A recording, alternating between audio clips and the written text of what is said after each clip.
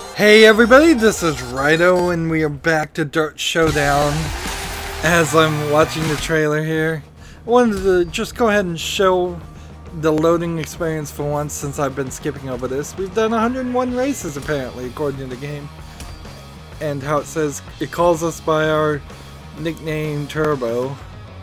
We'll let it connect to RaceNet. Sometimes I hit cancel there. If you don't let it connect, it doesn't bring up this screen, which, hey, Turbo, welcome back.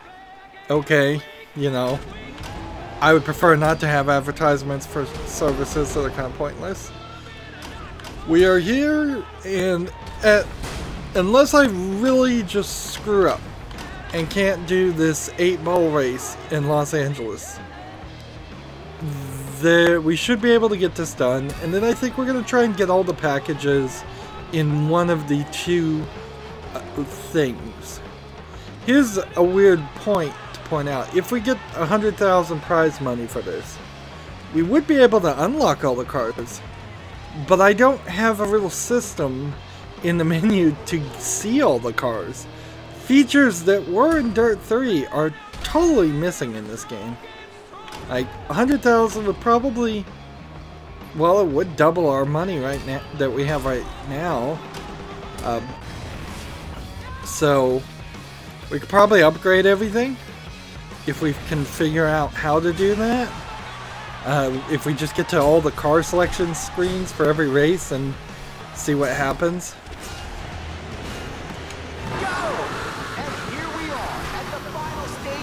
So this is just an 8-ball. They've been really in love with it as far as this last championship, and I don't know why.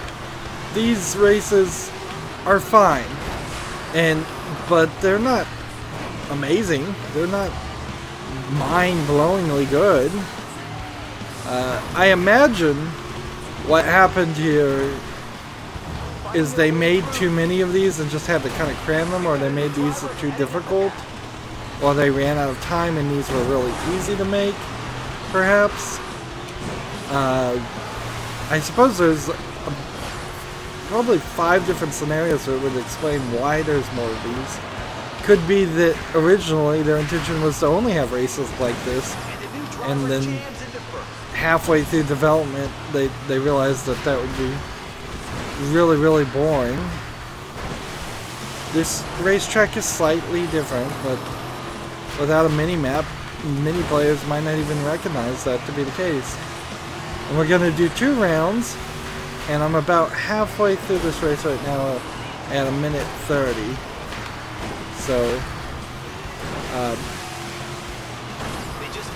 So when everything is said and done, it's going to be 6 minutes of driving this track, unless the second round really changes things. I need to keep an eye on my health. My health is at 2/3, but if I get wrecked, you don't get a chance to restart or anything like that. You just have to, you just lose and have to restart the whole race instead of resetting the vehicles, like you might be able to do in other races.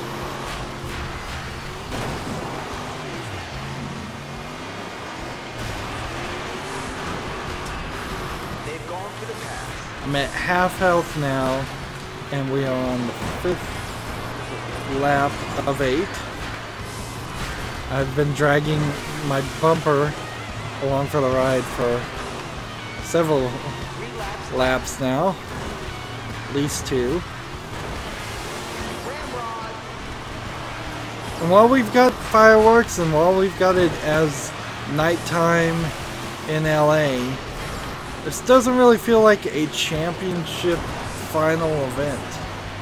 Like, it's not an eliminator. It's not a regular race. I think you definitely needed to finish this game out on a regular race.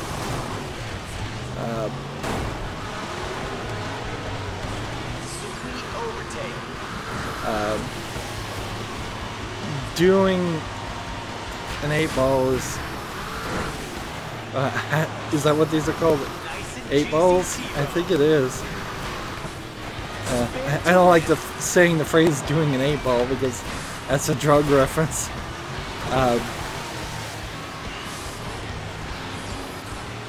Doing a race like this, whatever it's called, this would have been fine if this was the first in the Legendary Cup and the only one, or if there were 3 rounds and 3 different racetracks doing this type of race. But we've done, I would guesstimate, 6 rounds of this style of racing, and no eliminators, and no, and we're missing at least one other style of races that just we didn't do at all. The one where you run away as other cars try to hit you. That would have been a fine way to end this game, since it's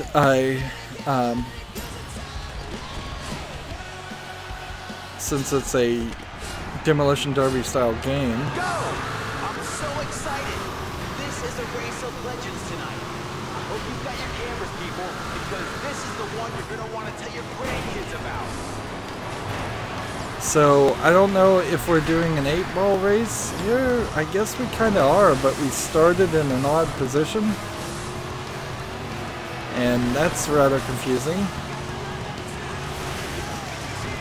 The lead is now in the hands of a new driver.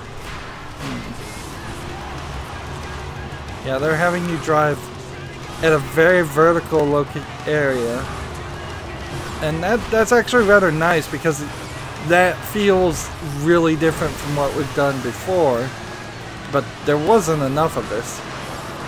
I don't recall in this entire game there was a point where we drove under a tunnel, drove through a tunnel or under an overpass for any significant amount of time.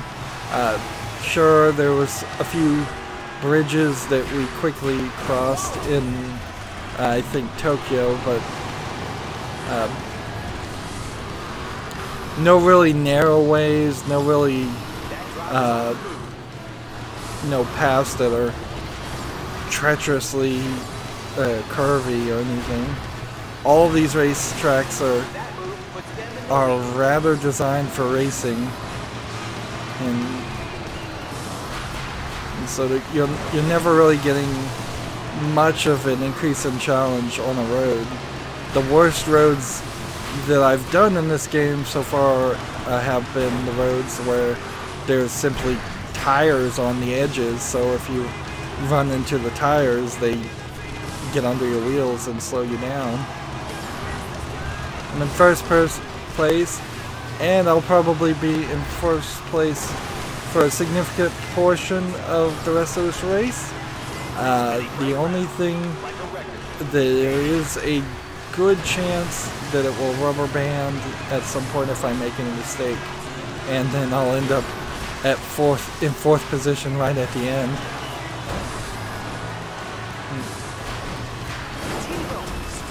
There's no announcer dialogue here that's special. No, this is it, the final challenge. That certainly could have been recorded and played at the end of each of the 4 tournaments. I'm seeing some blue lines on the ground, and I don't know if those are supposed to be painted on the tracks or if that is an indicator of how you're supposed to drive. I imagine it's painted on the tracks because I would have noticed if throughout all of the other races there were blue lines. DiRT 3 did have a driving line that was very helpful, and it's missing from this. It wouldn't have been really needed since this game is so much easier and just not focused on getting the fastest times per segment like actual rally car racing. I'm pretty sure this came out after DiRT 3, so it's probably would have been a great opportunity for them to have a demo DiRT 3 race in this game, where they throughout the first 4 or 5 races had you do a rally car racing, explained what that was, and said, if you like this, we've got this whole other game to sell you, and do a little cross promotion. Of course, Codemasters is being run very oddly and doing the exact opposite, so Dirt 3 and Dirt Showdown are now not available for purchase. So either all of the elements of the previous Dirt series games have been integrated into the only Dirt game that's available for purchase right now, which is Dirt 4, or it's just being run poorly. And I would put my money on it's being run poorly. Like when Apple comes out with a new iPhone, they don't stop selling the old iPhones. They have slowly do that, certainly because that's a physical product that they eventually run out of inventory of, but they don't do it weeks before the new iPhone comes out. So I got first and first, super simple race. Sure, we could turn up the difficulty. There's a California and American flag, finally. Finally! I've been looking in this game for this whole time to see if they were going to have any American flags besides all the ESPN flags and such. And I have not been able to see any. There was a Mexican flag in Baja, certainly. We saw that one. So I would say that element that they probably purchased and had animated, it was a third-party pre-animated, pre-made asset. It got really underused. I imagine people that are fans of racing, more often than not, are also fans of the United States. So, but yeah, this is what I've been seeing in the background here, is just a bunch of dirt flags and things. And let's look at the credits here and see if we can speed this up any. No. So, Codemasters strikes me as a small company. Look at, you barely have 6 people in the gameplay programmers, maybe 8 people in the rendering, system programmers 3 people. So, yeah, this is not a big enough company for as big as this game is, and it explains why there's some mistakes that feel like they've been made throughout this game, and a lot of it just comes down to budgeting. Like, why are they paying to license all this music? Why are they making too many of some levels and not enough of other levels? Why are they focusing on friend leaderboards and not a worldwide leaderboard? That's not really a budgeting question, that's just yet another question. I suppose really it's a leadership issue. The people who make the real decisions on what the game should have drop the ball in a few places. Why do we not have an overlay to do donuts when they want us to do donuts? When that was a feature that was in Dirt 3. Why is there not a mini-map? Why is easy mode sometimes not quite easy enough for really young kids, where this game would probably play fine?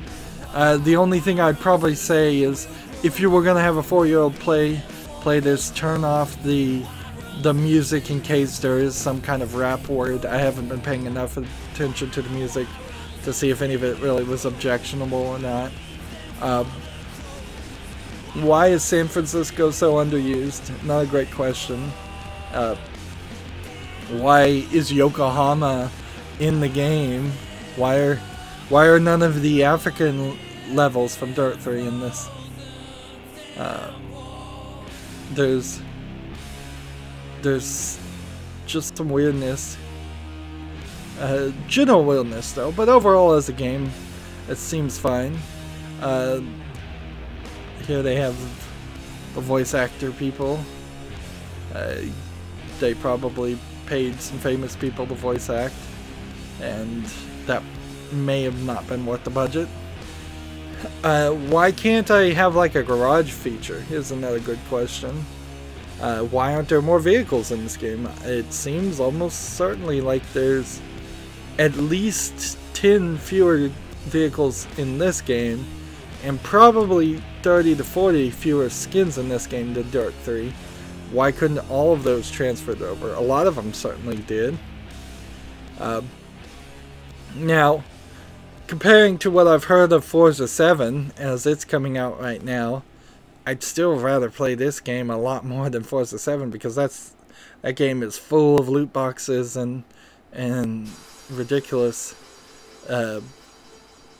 decisions to try and milk the player out of even more money, and it seems like it makes you do way too many races in Forza 7. This has had a nice balance. Very little fanfare here at the credits. Like, no good job, no you got first from the voice actors. There's tons of writing that the announcer should have been given lines of dialogue to say, and those did not get recorded or used. Again, just direction. And that really gets back down to Codemasters being too small of a company. It needs to probably build up a little bit better and have a little bit stronger leadership, I would say. It's odd, very, very odd to have this kind of criticism of a video game, because often you can make the easier arguments a lot better. You can say if the graphics look bad that it's the animation team's fault. You can say if the gameplay feels bad and the controls, that's the gameplay team's fault. You can say if the levels are confusing and hard to figure out where you're supposed to go, that's the level design team's fault. But in this instance, there's kind of a little bit of everything. And when it's a little bit of everything, then that rolls uphill and says it's the person in charge. It was what they were asking for at the beginning of the game, how they had it planned and plotted out. I can't blame the voice actor because he was not told to say lines. I could only blame the voice actor if he said his lines badly and he sounded uninterested or boring or in some other way unentertaining. But Turbo, that was legendary, my friend. But the party doesn't stop here. Head online and show the world what you've got. So here's a single line of dialogue telling you to go online after we've done all of these and see. The only way I think you can even see cars is we do something like this. See if we have something we can purchase, and then we could, I mean, I'm not even gonna bother to look at all the skins because the skins are stupid. Like, you don't get to look at your own car enough for it to matter. Let's see if we can actually afford to upgrade everything. That is also a concern I have, is are we gonna run out of money far before you've even upgraded all of one style of car? And I think that is going to be the case. And there is an achievement for upgrading everything, but I don't know if you can actually do it, because it requires you to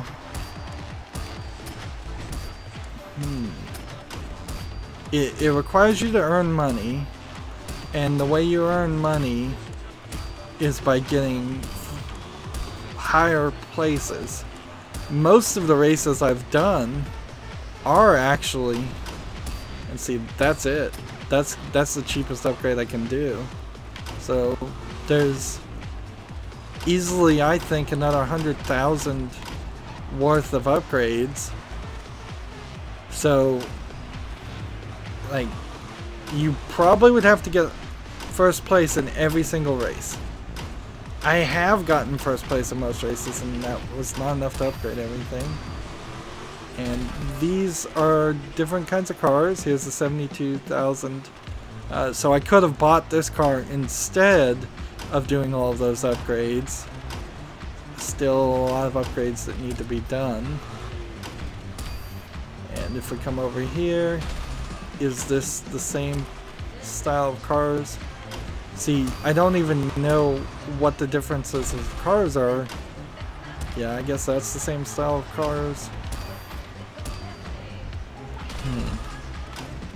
And that's the same style of cars. You'd think that they were all the same style of cars, but they aren't. There's definitely at least 2 different classes.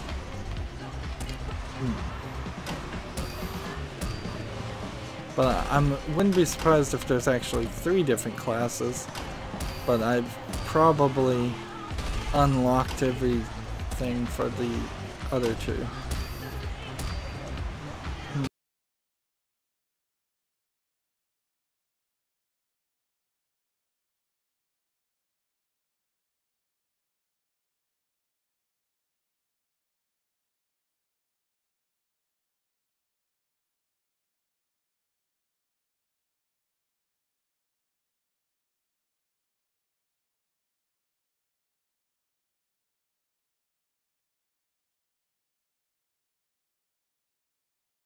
So, yeah, multiplayer, I don't think online works.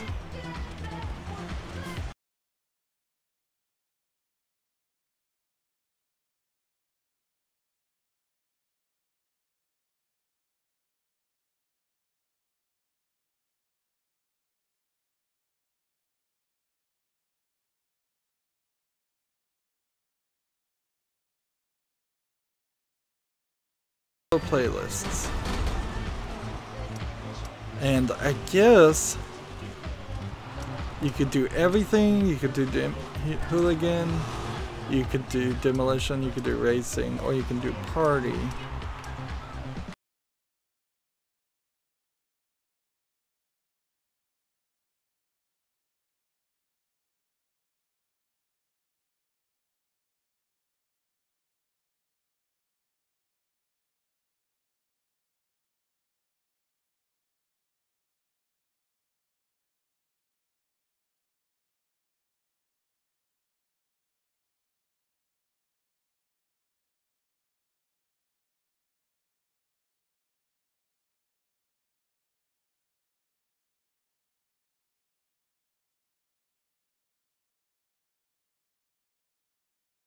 It's not helpful at all, and there's no way like to trick this into letting you do a solo single player.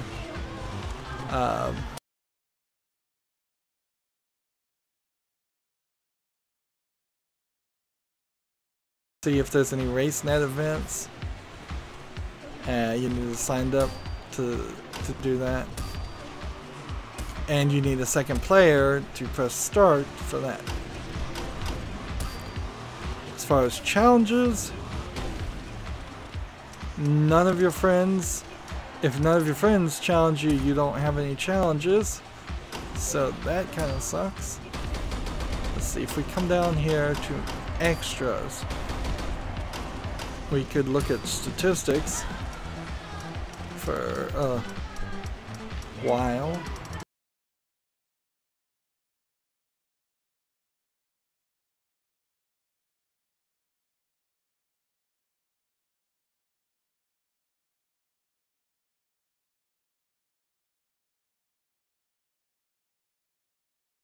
And then the game. Of all the things missing in this game, the horn was the one thing that would have not even been noticed. So that leaves me with this slot. Do I go to Battersea or do I go to Yokohama? And I need to go to Battersea so we can unlock that 3rd section. And I'm going to just try this car and hope this works pretty good. So I want to do enough tricks here I can see at to least one unlock hidden package out there. the next Don't forget about section. those missions too. And then I'd also want to find all the hidden packages.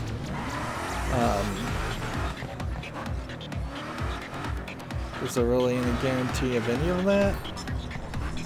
Not really. But this blue wall here is part of what is blocking the inner section of this building, which is the third part.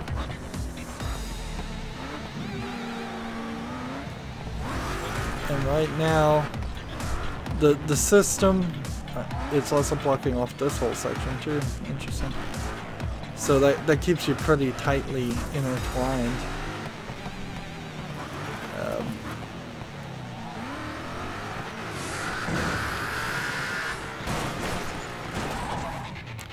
They want me to, I imagine, make a full jump over this roof. So a nice straight jump.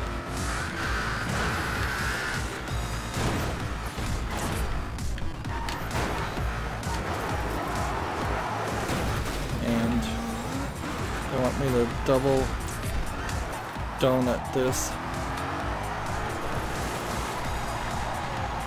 which is easy enough to do. Watch the paintwork drift under the crane.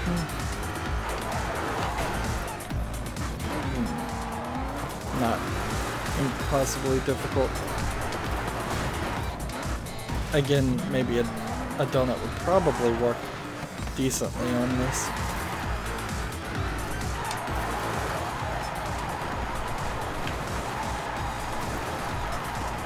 Alright, they need me to whiten. Oh, that worked. And now... No, I actually did a different achievement. Let's just back all the way here. Just to make sure there's not a hidden package back there, and there was. They want me to do that. Smash open the depot fences.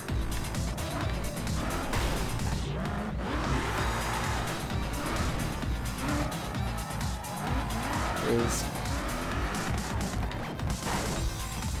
a hidden package over here.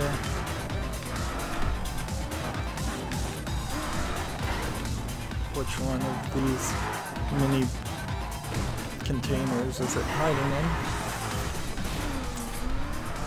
There's a stop and start motion certainly to looking for collectibles that does not tie in greatly with the high speed motion that you want of doing tricks. Jump into the trailer.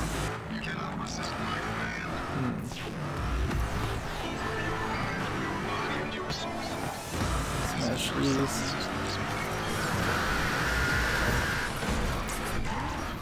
And that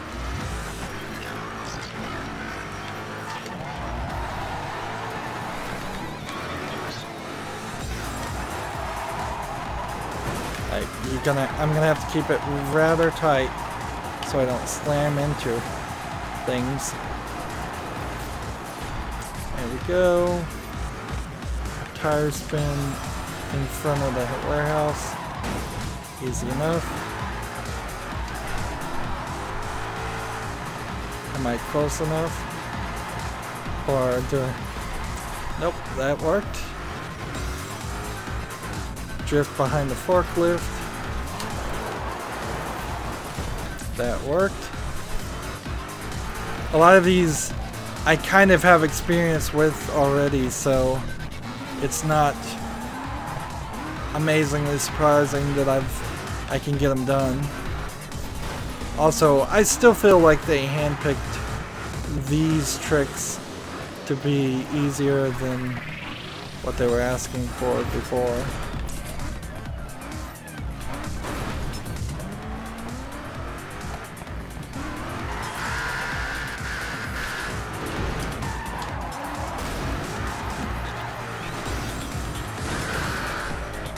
What is this? Jump down into an open container from the parking lot. So I have to be up higher. Alright.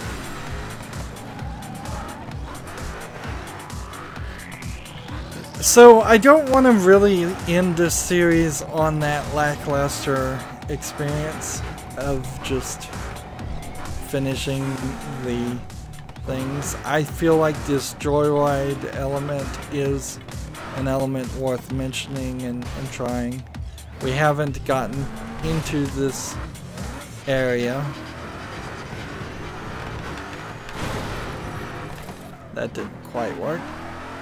I think you have to actually land in the container without hitting anything and without touching the ground in front of it. So that might take a couple of attempts. So let's give it another 30 minutes and see how I feel about it after that in the next recording. So we'll just leave everything here.